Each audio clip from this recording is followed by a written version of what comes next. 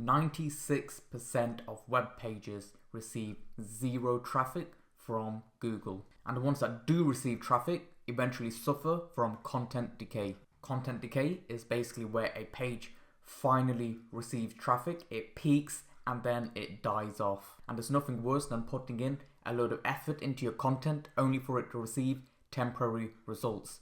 Remember, SEO, we're told that it's meant to be long-term and you get long-term gains from it.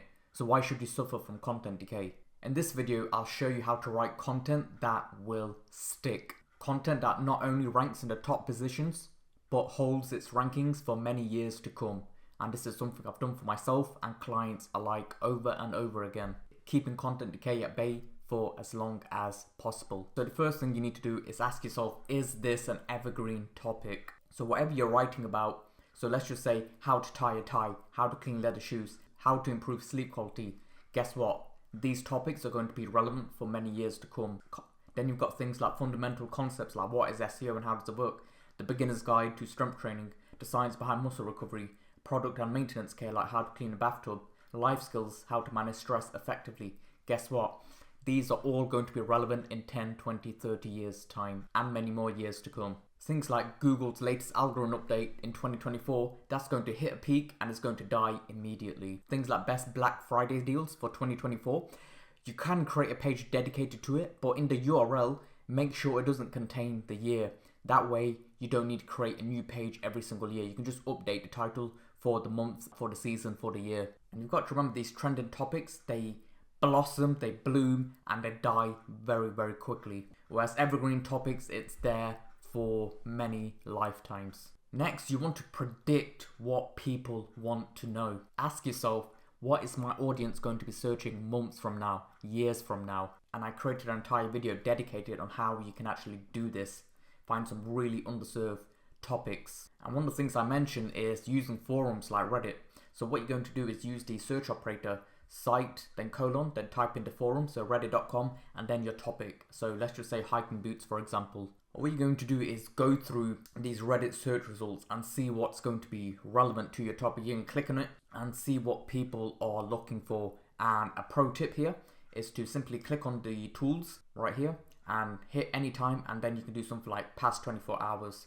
Can't find suitable hiking boots, women's hiking boot, recommendation for breathing hiking boots. How can you tell if a new pair of boots are broken in?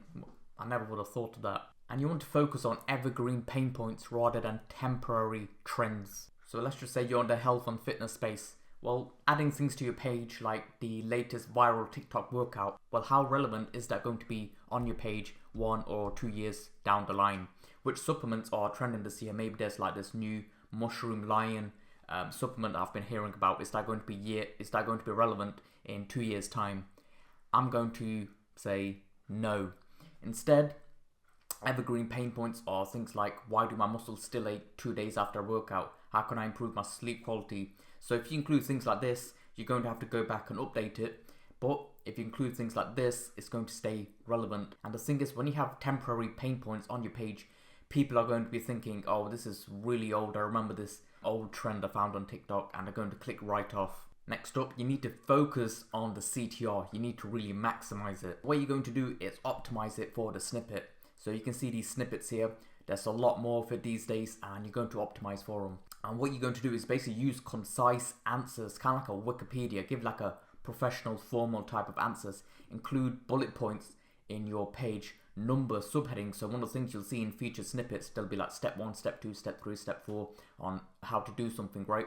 When you type a search term like that in. And one of the things Google does is take it from the subheadings. So they've got step 1 and step 2 in the subheadings. And that's one of the ways they rank for different featured search terms. Another way to maximize your CTR is include schema. So if you've typed in different recipes, you've seen boards like this come up, and this is a schema at work. If you're looking for different courses, you'll often see boards like this come up. If you type in a particular product, you'll see things like the price of it, if it's in stock, the stars, free delivery, and a bit more information about it. This is product schema. And there are lots of different schemas like product, FAQ, how to, and you're going to include this for better visibility. And if you don't know how to create schema, you can use a plugin to accomplish it. If you're using more of a custom CMS, you can use something like this, a schema generator. So you can literally just Google schema generators. There's so much out there. So let's just say product schema, you insert your products, and typically a plugin can do this if you're on WordPress or Shopify, something along those lines. Now you need to keep in mind pain points are greater than keywords in the meta title. I'm going to repeat that.